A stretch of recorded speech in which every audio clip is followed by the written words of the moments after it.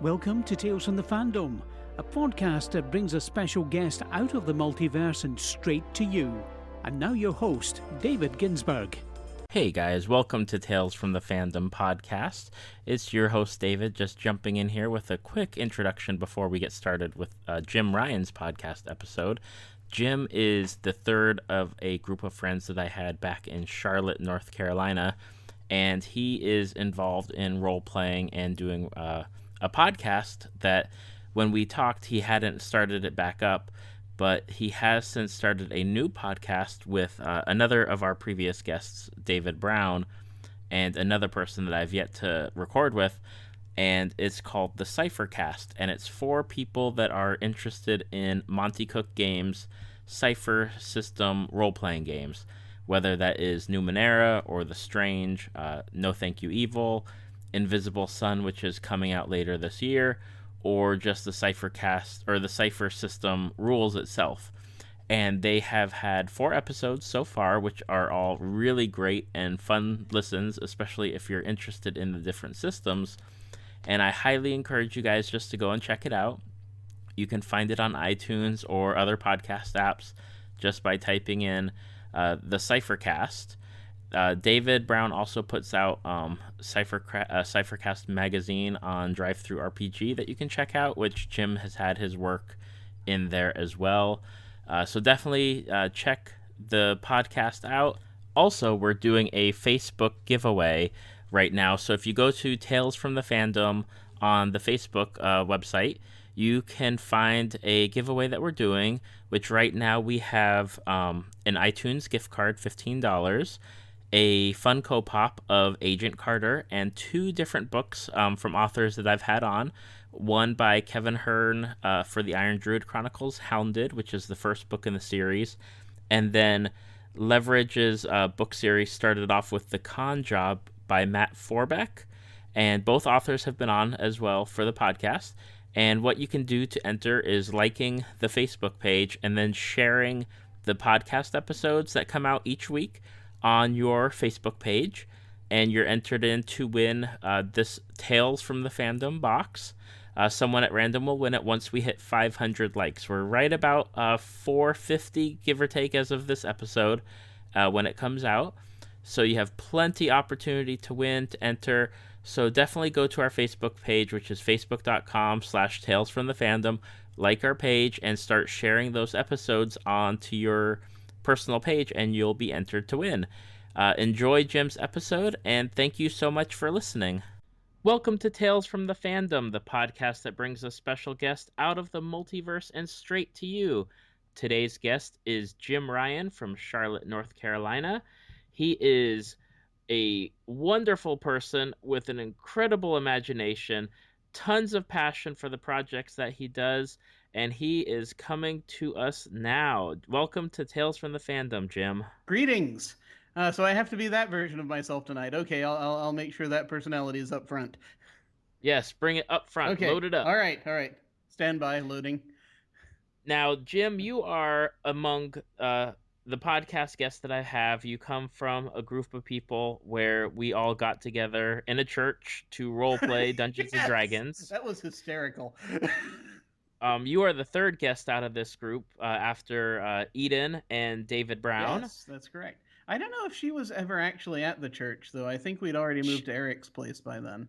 That's correct. She was post-church. Yes, she existed in the post-church paradigm. Yes. So here I am. You know, we meet at this church. It's already kind of weird. Like, I'm walking into a church to play Dungeons and Dragons, like I mentioned previously on a different episode. Yeah. And there you are, and you, like, I have to be honest, like, you were an intimidating factor in the group because of how intricate you are with your characters and your character voices and how you get into the game, which is super awesome. It's just like you were this force of personality.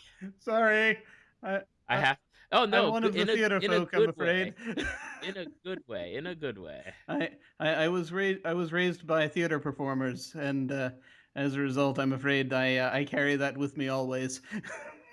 Well, I mean, between you and Reese and Eric, like it was incredible to be able to sit and just listen and experience like the game, because for me, a lot of the games that I used to play in, there was never voices or really like people would get into their character, but not to the extent that you three would do. And it is always just so wonderful to just sit back and listen to you three like interact. Oh, thank you. Yeah, no, I had a lot of fun with those guys. And yeah, it's just the main reason that I think I've always role played has been more just for the role playing aspect, just for getting into the various characters and just seeing what you can do with it. Right. So before we get into role playing games, I just want to hit a few different topics beforehand. Sure. And one of the things that came up is I believe it's a show from England that was going around during like the time that I was growing up, but it's not something I ever watched, and that's Red Dwarf. Ah, yes. Now, is Red Dwarf is a science fiction series, correct? Yes, it is a sci-fi comedy series. It started, I think, in 89, 88, 89, something like that. Back, I first heard about it when I was in high school. He said dating himself. And it was, I think at the time it had a very low budget. It was the first couple of seasons, but, and so it was a very claustrophobic, introspective show. The basic premise, for those who are not familiar, is that you have a guy who is on this mining ship in deep space, this very huge mining ship with a massive crew on it, and he is the lowest person on the totem pole. He is the lowest rank on the ship. He helps clean chicken soup machines and does other just sort of menial tasks, and is constantly berated by his roommate, who is his immediate superior, and so is the second lowest ranked person on the ship. And as it happens, in the first episode, this isn't really a spoiler per se, but in the first episode, there is a radiation leak. The ship's computer steers it way out into deep space, and at the time, because he's this guy, this poor schlub, the main character, is serving a sentence aboard the ship for having brought a cat on board, which he was not allowed to bring, and he would not give up the location of the cat, so he had to spend a certain number of months in stasis, where they essentially they put you into. It's one of those examples of how do they have this technology and yet it is. And yet they're not using it for everything. They put him into a box in which there's no time, basically, in which he is held Wow. in stasis. And it's supposed to be just for a few months. But because of this radiation leak, he's in stasis when it happens, kills the crew. The computer steers the ship out into space. And I believe it's, oh my goodness. Now you see I think to a certain extent my fandom is slipping because I can't remember the exact number, but I think it was 3 million years is the amount of Whoa. time that passes. And yes, it's 3 million years that passes, and that's when finally it's safe to open to open his pod again and let him out. And so the premise of this is that he is aboard this ship. He is the last surviving human. The only other folks around there is a hologram of his dead roommate, whom he hated, but the ship's computer decided to bring back because he seemed it was the best one to keep him sane, and a humanoid life form that evolved from his cat. As it turns out, his cat was pregnant that he brought on Oh, board and was safely sealed in the hold. And so that's the initial premise, and hilarity results. After a little while, they get a mechanoid, a sort of an android servant, who's very much kind of what is it? Someone who's very interested in cleanliness, and at first that was mostly his character, but he's also very much about trying to learn how to break his programming because it's been way too long. And so it's a lot of fun. It's a very funny series. Um, it kind of has eras to it where they progressively got better budgets, and it was over the 90s, so they were getting better technology as time progressed, and better special effects. And so Okay. they went for something like, and this again I'm trying to remember clearly, and this is getting a little murky, but they went about 6 or 7. Yeah, they went 6 years. Then they had a hiatus for various reasons. Then they did season 7, and then they did a season 8, and then they had a much longer hiatus, and it has just within the last few years been brought back again. Oh, wow. As they did a TV movie that they chopped up into 3 parts, which was not brilliant, but it was okay. It was for this new TV station over in the UK. TV station is called Dave, which, if you believe some of what they were saying, it's actually named for the main character of the show in Red Dwarf. The guy's name is Dave, and I believe they are getting ready to release season 11. If it has not been released already, actually, it's like I said, it's overseas, so it's a little while before we get to see it. It's well, let's see. According to Wikipedia, the sum of all knowledge, it actually, the first episode just aired like about a week ago Okay. of the new season. And so So they it, had a TV movie that they did sort of in lieu of season 9. Then they did a season 10. I forgot to mention they did a season 10, and they are now releasing season 11. okay. This is something like when I always heard of Red Dwarf, I knew that it was science fiction. I didn't realize it was like science fiction Oh comedy yeah. because and maybe it was just like, on the TV Guide channel you would always see the little blurbs about it, and I always thought it was like a serious British science fiction show, and it's totally not. Nope. It is perhaps the polar opposite of that. It makes fun of serious science fiction shows. I'm gonna have to check this out if I can find maybe either some of the older stuff or some of the newer stuff out there, because it sounds something almost akin to like The Office in space Kind or of. something It along kind of those start. lines. It kind of starts out sort of that way, and then it gets more science fictiony as time progresses. The thing about it that I liked and that was interesting is that when uh, at the time, and of course, it's, and you probably also had this to a certain extent growing up when you did, is that there was a certain period before the internet became a big thing, where if you found out about a certain type of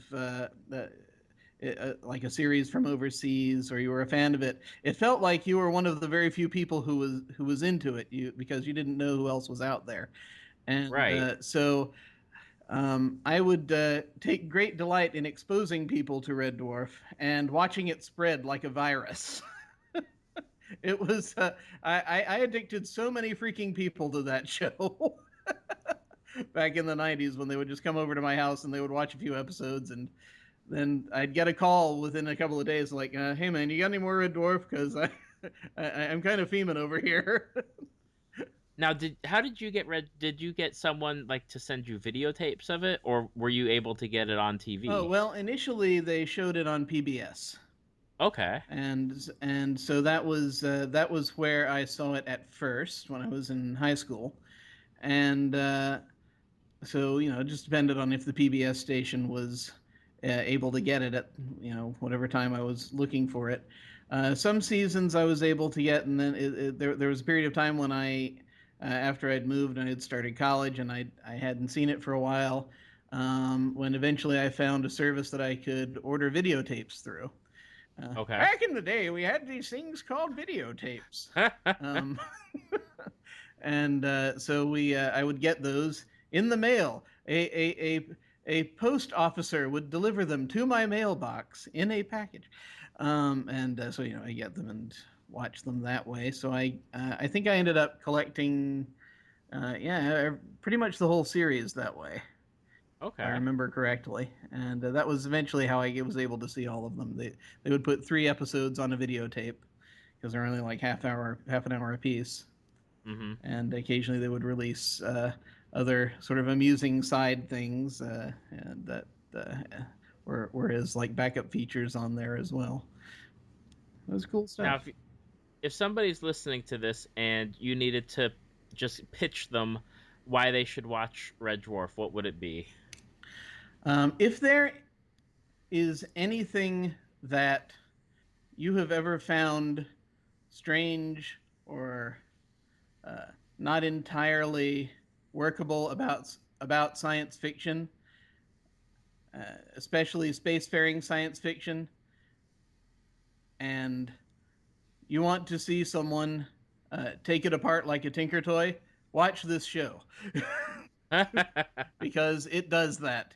It does that in spades. I think I think it pretty much takes every sacred cow and milks it for all it's worth, pretty much. So it's a very fun show. It's highly addictive. It's kind of in a way, it's sort of I don't want to. For folks who are fans of Douglas Adams, they'll find things to like, but then it's also if you're into humor that's not so dry, even the lower brow humor, that's in there too if you're into that. So it's got a wide range of stuff. It's actually most of it is very clever, and the characters are indeed quite lovable. So I would definitely suggest that folks take a look at it if they are the least bit interested. Okay. I will definitely have to check it out because it sounds something right up my alley, and now I regret not watching it.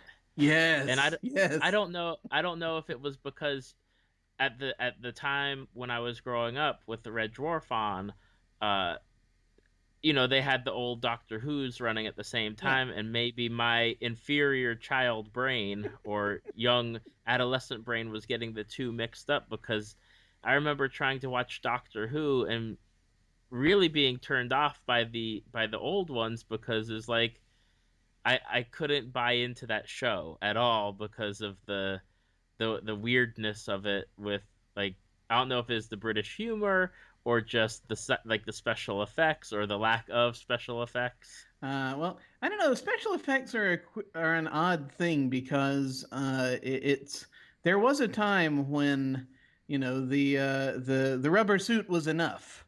Right. Because we hadn't seen anything else beyond that.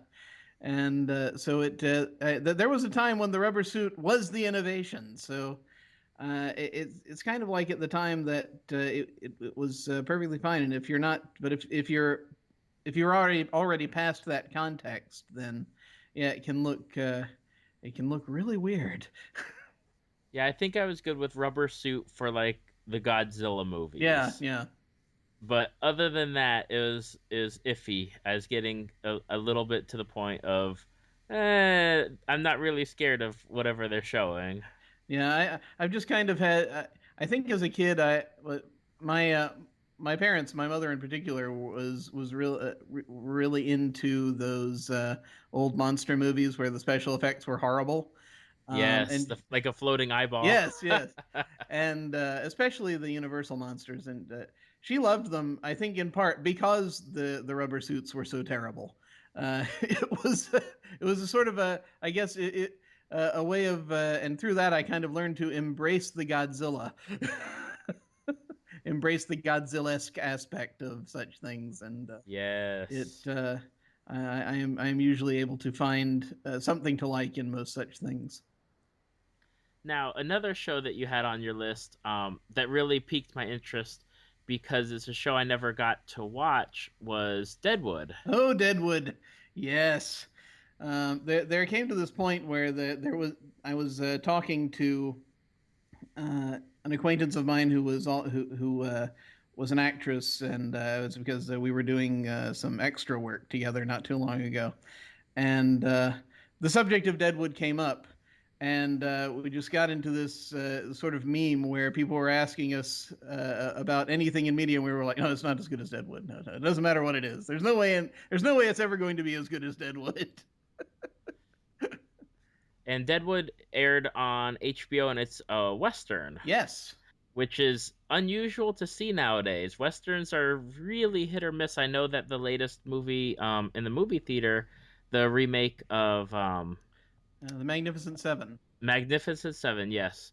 The remake of the Magnificent Seven is number one at the box office as we record this. But really, Westerns, after like I would almost say late 70s or 80s, became this real, it's either going to be really good or on the opposite side, it's going to be really Oh terrible. yeah, well yeah, there was this point where they just sort of exploded, and they weren't that terribly expensive to make at the time, and everyone Hmm. used the same lots over and over again, and so it became a thing, and then it kind of died off to an extent. You still see them every now and then, but not nearly as much as you used to. It's kind of there are folks who speculate that the superhero genre is going through the same thing right now, and that it too will eventually taper off. And I don't know if that's true or not. We just have to see. But yeah, it's not quite as well liked as it used to be. Although I try to catch most westerns that I can when they come out, because I am a fan of such things. Me too, because it's almost like the throwback to like this period of time with either westerns or pirates. And like for me, I always used to love like those old pirate movies, and Yeah, I really enjoyed the old western TV shows or western movies when I was growing up as a kid. And it's those are like two of those things where again it's either really good or it's just poorly done. And I'd really like to see a resurgence of it, but I just want it to be good. And apparently Deadwood was phenomenal. Deadwood was really good. It was well. I will give a warning here. It depends on if you like the sort of character-driven anthology pieces or not. There are folks who I know don't like the Stephen Bochco model of TV. I think it's Stephen Bochco. I can't remember if that's his first name correctly, but I believe it is. Where you sort of let the characters sort of follow their own lines, and it's more the sort of character development that develops the plot of the show. Hmm. And so you don't really have necessarily any one of them as the main person as such. I mean, you might have your focus person, like in Deadwood, that was Timothy Oliphant's character, Seth Bullock. Um, but it's really not so much about that one person, it's about everyone's relationships with each other. Right. And what drew you to Deadwood besides it being a western, or was it the characters that drew you in? Well, um, uh, it's it is interesting. Yeah, I had been doing, I think around this time, some reading up on various Western heroes, as it were, or folks that were sort of celebrities in that time. So, Wild Bill Hickok and all that. Hmm. And he's actually in the first season of Deadwood.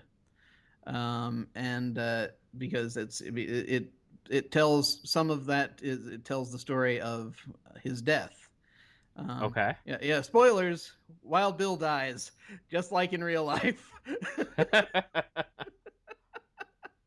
um, and because and apparently historically he and Seth Bullock were there at about the same time by a few days, because that city was growing really quickly.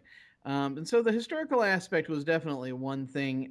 Also, I think at the time, my roommate Mark, I think, was all deep into that kind of stuff. And so I believe he turned me on to it in the first place. Okay. I'm wondering if you're able to even watch it at this point, besides maybe finding it on DVDs. I know there are definitely DVDs because I think that actually is how I ended up seeing it. I think that Mark had the DVDs, and so that's how I ended up getting to see the first and second season, and then the third season we kind of got to catch as it was coming out. Yes, it does say that there's DVDs. Power of the internet. There's DVDs Huzzah! out there. But yeah, I've heard it's real good as far as a show, canceled too early Oh, yeah. from what a lot of people have said. Yeah, they stopped pretty much right in the middle of the plot line, it seems like. What? And they had plans to do more, from what I understand. But then, and it's kind of the guy who put it together, David Milch. He was responsible for a lot of uh, fairly well-known TV shows, up to and including, to a certain extent, Hill Street Blues. Was it Hill Street Blues? NYPD Blue. Sorry, wrong Blue series. He created NYPD Blue. Along with Stephen Bochco. It was Stephen Bochco. I too am using the power of the internet to find out these answers. Um, and apparently, what happened is at the close of the third season, suddenly David Milch had this idea that he got really excited about and was started talking to producers, and they got really excited. And they were like, well, we really kind of want to do this now instead of the next season of Deadwood. And it was very unfortunate because from what I'd heard, Timothy Oliphant had just bought a new house. Huh? And he was calling David Milch and telling him about this. When he found out that Deadwood wasn't going to go on to this next season, he said, "Oh, great! Well, you want to come over to my house before I sell it again?" I remember hearing stories similar to that, like on Lost, when people would go and buy places in Hawaii only to find out that their character is being killed off. Oh man, yeah, that's not good. Well, I mean, Lost, I kind of got the impression they were making up as it went along, to an extent. I imagine to a certain extent that is Yeah. true. After sitting through or going through all of the 6 or 7 seasons that it was. Yeah, yeah. But I think some of the highlights of Deadwood, things to look for, that I think got it a lot of press. You have this electric thing going on between the Seth Bullock character and the person who at first looks like the main villain of the piece, Al Swearingen, who runs the bar there and pretty much the entire town. Played wonderfully by Ian McShane, at his most threatening, which is always awesome. There's this interaction they have that is very interesting, especially as more people start coming into town and different things start happening, and different factors make it so that they can't necessarily go at each other as enemies per se. It becomes Hmm. uh, a lot. A lot. It's about essentially the creation of this town, and how do you deal with people when it's like it's okay. Well, now you have to deal with them on a more even keel. You can't necessarily just outright kill them. Right. Despite how that happened a lot in the Old West. Another thing that interests folk is the language. There is a ridiculous amount of swearing in it.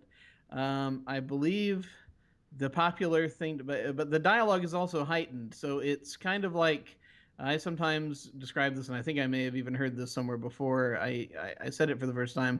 It's kind of like a cross between Shakespeare and Tourette syndrome.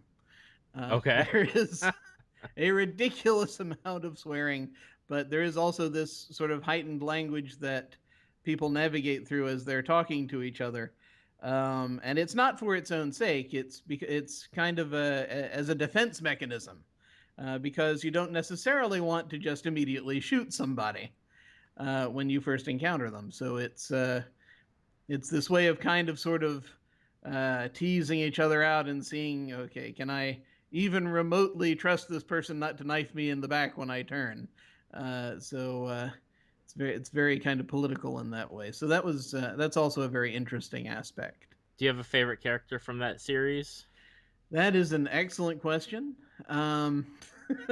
It is very difficult to say. I think everyone in it does an excellent job.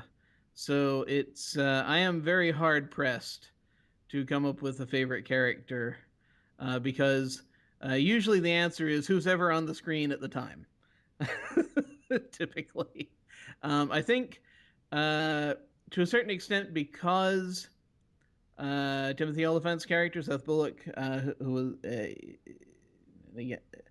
who was historically he was the marshal of the town for quite a while, and he is focused on, and you get his struggle. I think a tiny bit more than everyone else, although it is fairly evenly distributed.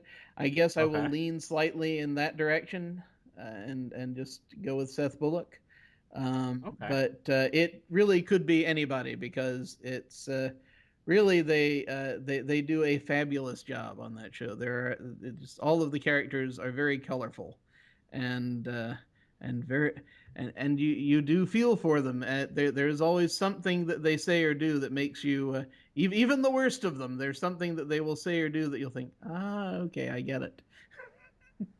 I find that with the HBO shows, because they're able to really just kind of lay it all out there and have their characters be whatever their characters are supposed to be. Mm-hmm.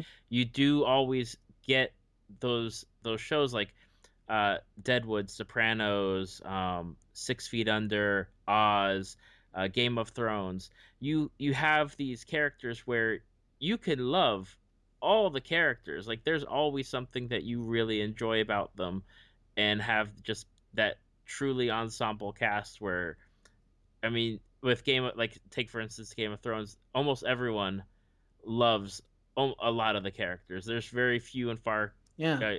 few and far between of the characters that you absolutely despise or hate.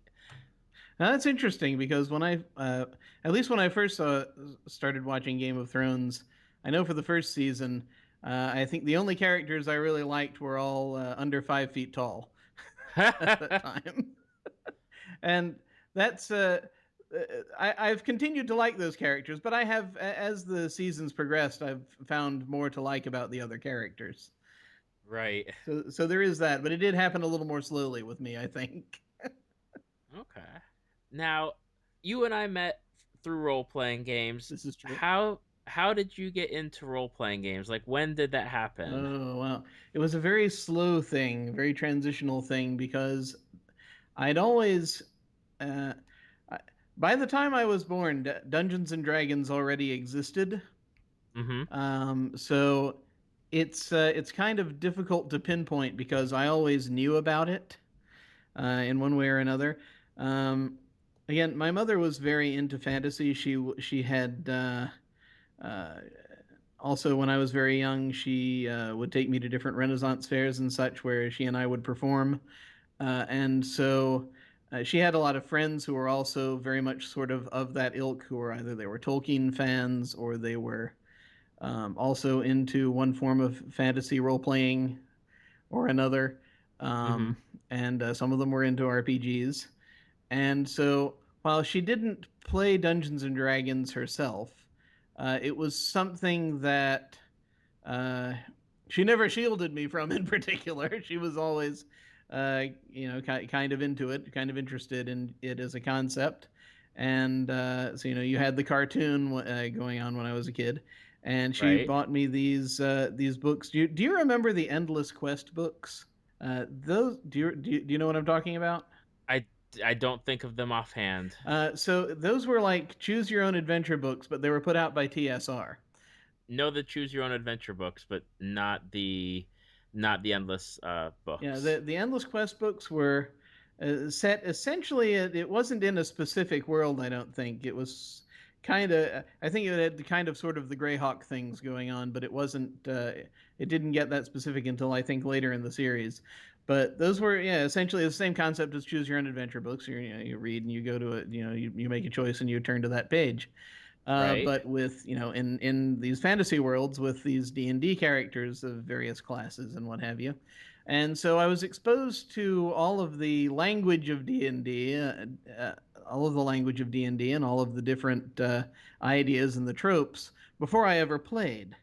I didn't actually play until high school, Okay. and I'd already been made familiar with the idea that it was a game. I'd actually even, at that point, I had read a couple of solo modules, not really understanding how they worked.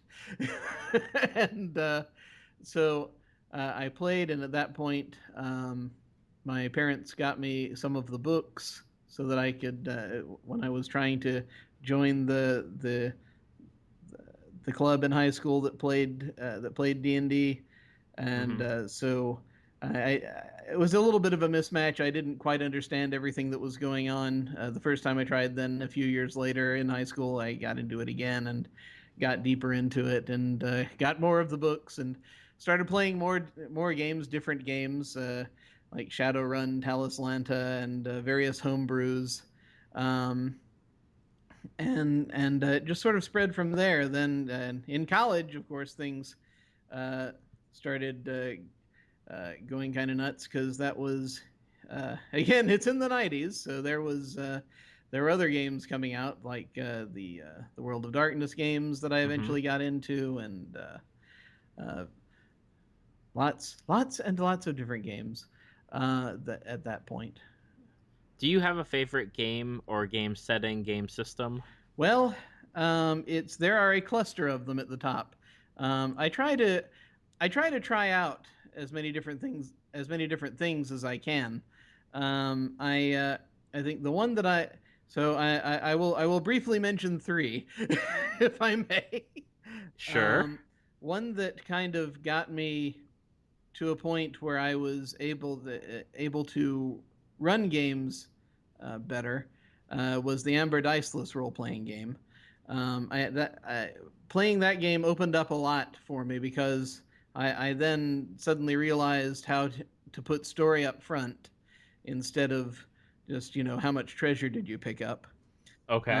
And running that game was kind of a trial by fire because it was something where it's diceless. The rules are very loose. It does give a lot of power to the game master, so you have to be able to trust the game master you play it with. I was a huge fan of Roger Zelazny, who the Amber Diceless game is based on his Amber novels, and so that was it was a lot of fun. I developed a lot as a game master as I was running this thing that was supposed to be a one-shot and turned into a 3-year campaign with over a dozen people in it. That's awesome. So that I will never forget that. That is always will always be emblazoned upon me. Another favorite game is Deadlands.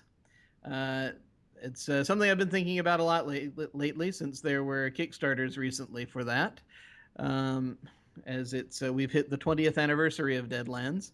It is a weird Western game, which basically takes place in this alternate history where the bodies started getting up at Gettysburg, and this kind of prolonged the war a bit, and all manner of supernatural threats started flooding into the world. It's one of my favorite game settings that I really never got to dive in and play.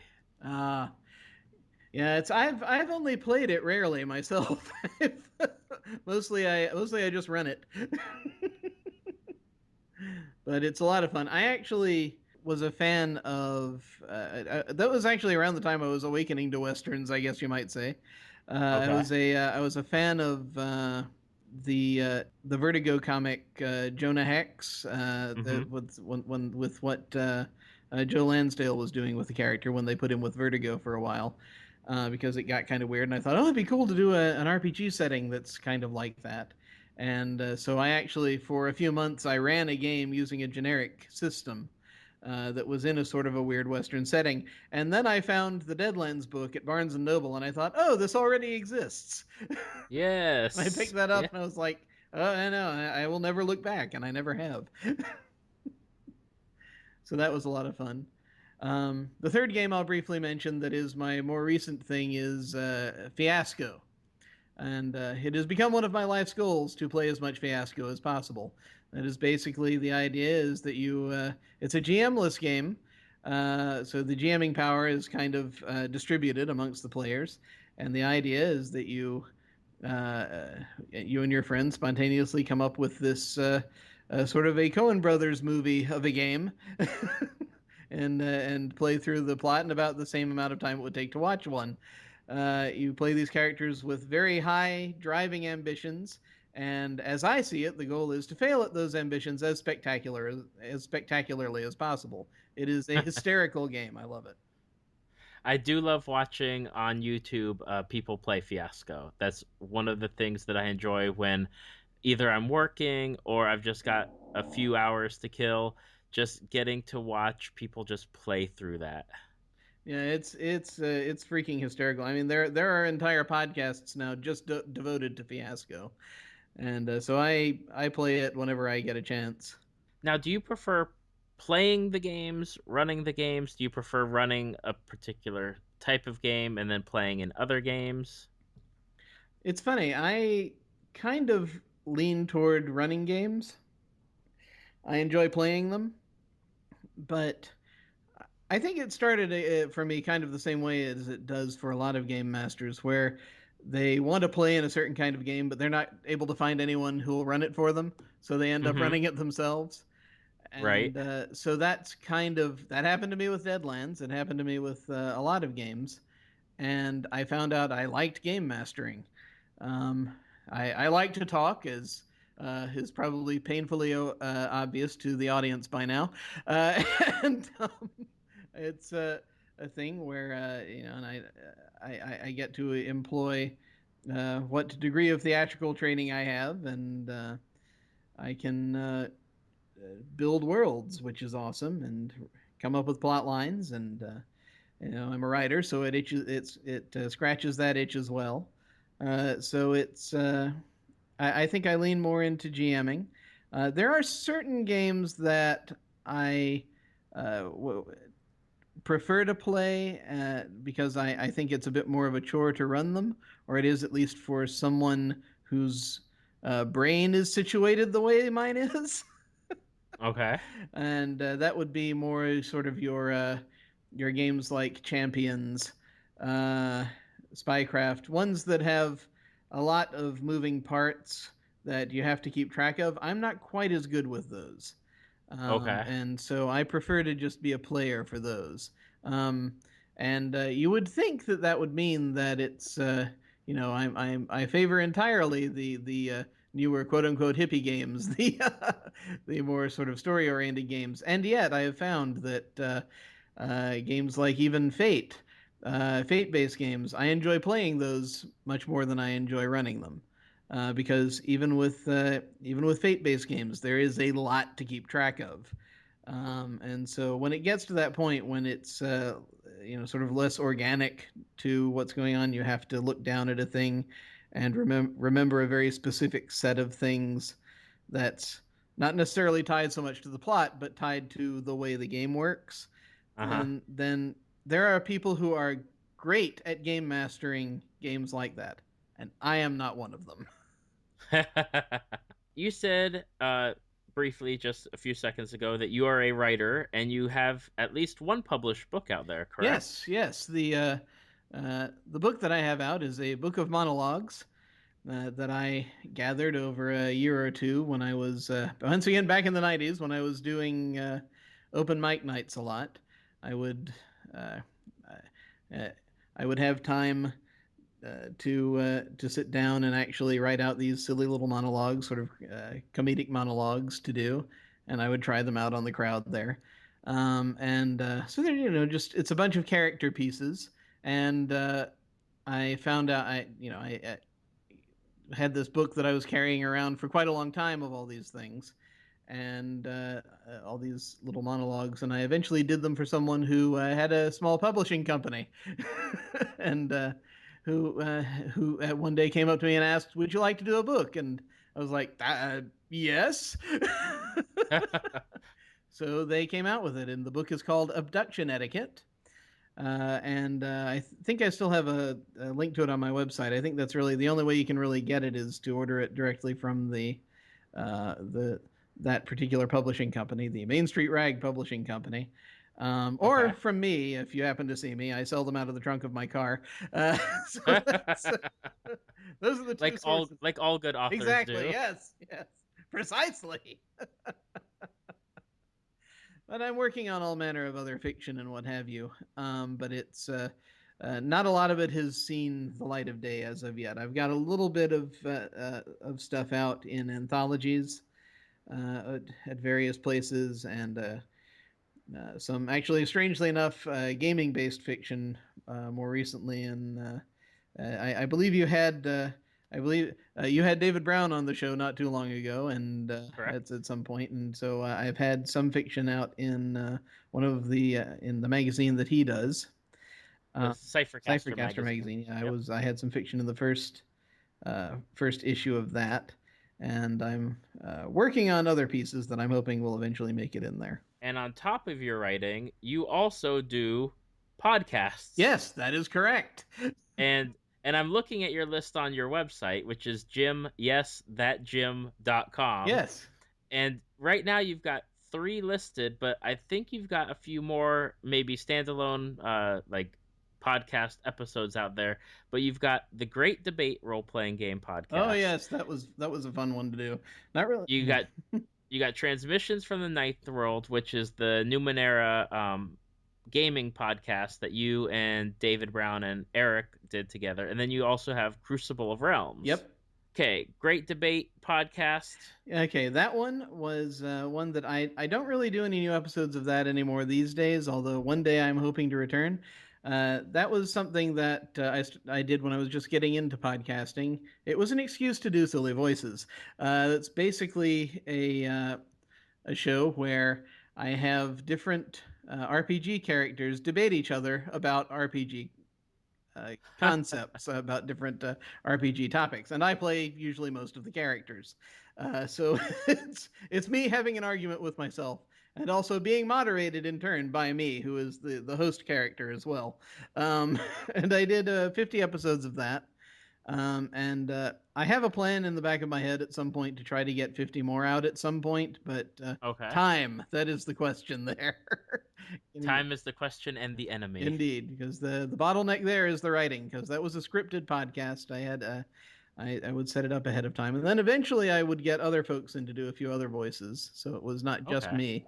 But yeah, for the most part, it's just me arguing with myself inside my head as though I were on a debate show. Okay. And then the one that I routinely listen to, since you started it, Crucible of Realms, is a fantastic podcast, and I've referred it to people that I've talked to, some of my friends, when they always ask about podcasts to listen to, because even if they're not into like role playing games, just listening to the world creation or the setting creation is fantastic. Oh, thank you, sir. That's much appreciated. Yeah, that was just something that I was trying to come up with a concept for a podcast where there were a bunch of worlds involved. I had prior to that I had done 2 episodes of a fake news show podcast called The Every World News, which was again a scripted sort of podcast making fun of science fiction and fantasy and such, where you'd get fake news reports from different worlds across the multiverse. And so I was trying to come up with an idea that would appeal to both people who were into role-playing games and also just into science fiction and fantasy in general, and to writers, things like that. And so I liked world building, and so I thought, okay, what if every episode we build a world? And then the voice of reason came back and said, "My God, man, how could you possibly do that? That's not possible. How can you do that?" And then I said back to the voice of reason, "Well, let's give it a try." And we did, and strangely enough, it worked. It did, and one of the things that I like about it is that you allow people, listeners, whomever, to utilize those worlds. Yeah. If they so choose. Yeah, all the worlds released on Crucible of Realms are free for anyone to use. They are released under the loosest Creative Commons license. It's just attribution. You can take the world, do whatever you want. You can even sell it, but the only thing you have to do is just credit the creator, whoever it was on the episode where it was created. Or just credit the podcast, really. Do you have a favorite episode that you and your group of friends did on that podcast? Ooh, it's that's kind of in a way like asking to choose a favorite child. So I can do that easily, I'm sure.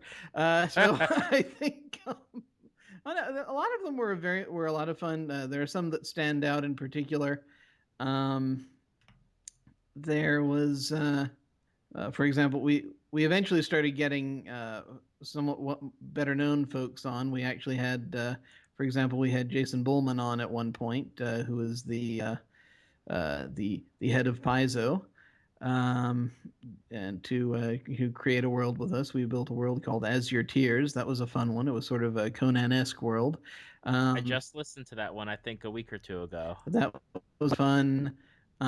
We've had worlds with very interesting concepts that we've gotten to play with back and forth before. I think, though, if I had to pick a favorite, one that usually comes to mind is let me see, is Hell Noir, I believe we called it, which was one that we had Eden Royce on, who was your first guest, and Yes.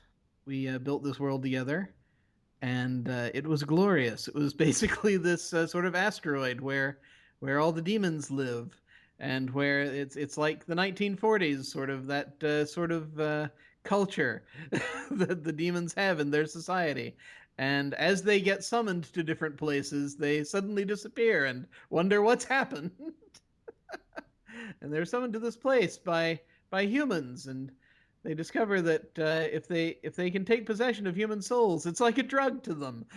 Oh, fantastic. And so when they get back to the asteroid, if they're eventually banished back to the asteroid, they go crazy because they're full of human soul, and they become a serious crime problem. I'm going to have to listen to that one again. I don't think I've listened to it recently, but now I'm going to have to. It was a joy to do that one. It's a joy to do all of them. I had a lot of fun with it. And do you have more coming out for that show, or is that one that's also taking a break? Well, it is kind of taking a break. It's been on quite a bit of a hiatus recently. I did just release a new one, and by new I mean recorded a while ago, but I finally managed to chisel out the time to get the editing together on it. I recovered the audio. A number of things happened, basically. My life turned upside down a couple of times. I had a computer crash and I had to get a new one, and all manner of other things going on just in my personal life. But quite recently, we did release a new one where we have, I believe it is my friend Scott. No, it's not Scott Roach. He was on a previous one, but this is David Sokoyak, who is another writer. And this most recent one is called Pinewood Cove, and it's a place that's where up in the northeast, where absolutely nothing out of the ordinary happens ever, except everything. Yes, my two favorite characters that were detailed on there were the Mounties. Oh yeah. I could not believe the level of detail that went into developing the Mountie characters and what they are doing in Pinewood Cove. It was a lot of fun. It was just kind of taking a concept and just running wild with it. And it's funny because we're never sure whenever we start to build a world, especially when we don't have a lot defined. We have no idea how we're going to make an entire setting out of it, and yet by the time we get done, we've got a setting. It's like magic. Now, is there anything else that you're doing coming up? I know that you had just posted on Facebook that you are developing maybe a one-shot role-playing game for an upcoming convention. Is there more fiction writing coming up? Is there more podcasts coming up? Yes to all those questions. It's there's always something I should be doing. My writing queue is long and ridiculous, as is my every project queue. So yes, I am going to be doing. To answer those in order, or as best as I can, yes, I run games at our local convention, Mace, every year. And so I'm getting ready to put together a Deadlands Noir scenario for that. Last year, I did a Deadlands Noir scenario that was set in the Dust Bowl region, of North America, and I got a good deal of traction from that. I liked kind of what I was doing with it because it's a little bit different from what folks are typically doing with Deadlands Noir. For those who are not familiar, Deadlands Noir is actually set roughly around the 1930s.